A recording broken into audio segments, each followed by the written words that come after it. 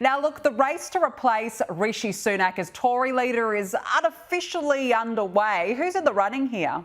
Yeah, so the Tories believed to actually be preparing their bids include the former Immigration Minister Robert Jenrick, the former Home Secretary Priti Patel, there's a Security Minister Tom Tugendhat, and the former Business Secretary Kemi Badenoch. Now, according to the betting markets, Kemi Badenoch actually currently stands the greatest chance.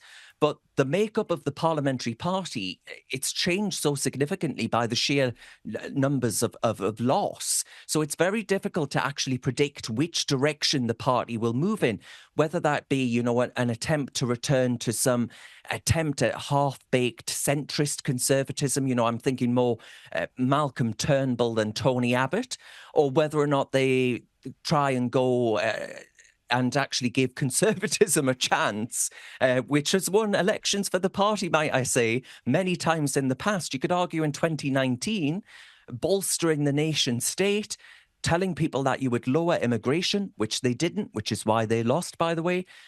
But telling people that you bolster the nation state, quite a conservative, small c conservative message.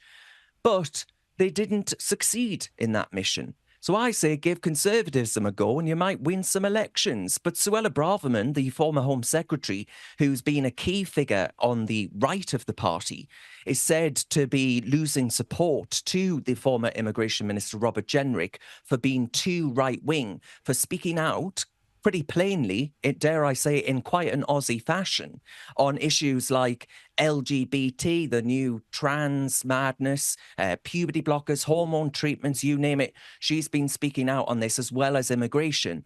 And some members of the party are saying she's too right-wing. Well, I'm sorry. Where did Rishi Sunak get you, right? Where did being this trying to be everything to everyone actually get you? What did that achieve? So I'm really hoping that the party wakes up to that. Otherwise, I tell you what, Nigel Farage is going to be laughing all the way to the ballot box. Well, speaking of Nigel Farage and Reform UK, they've come under pressure to provide evidence that its candidates at the general election were all real people. What's that about?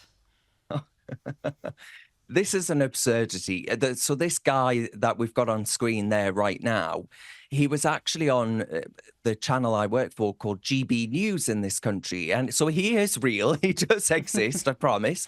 Apparently, he had edited his tie to look more in keeping with the Reform UK light blue, which is fair enough.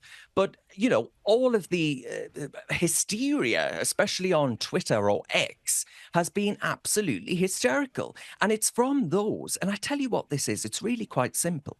It's from those who seek to destroy and denigrate the 4 million votes that Reform won as a fledgling new party. 4 weeks' worth of campaigning is all Nigel Farage actually undertook.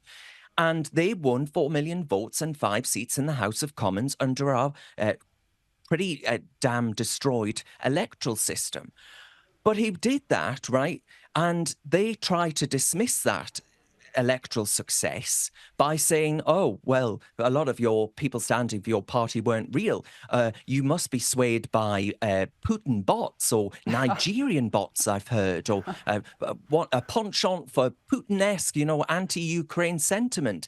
It's all just a load of nonsense to try and diminish the party's success, because the party actually came second in a hell of a lot of Labour Party constituencies that are in the so-called Red Wall. That is the working class parts of England. So I think actually this is all part of the left freaking out at Reform's success and wanting to actually seek to destroy it in any way it can. That's very, very clear. Darren Grimes, good to speak with you. Thank you very much for joining us tonight.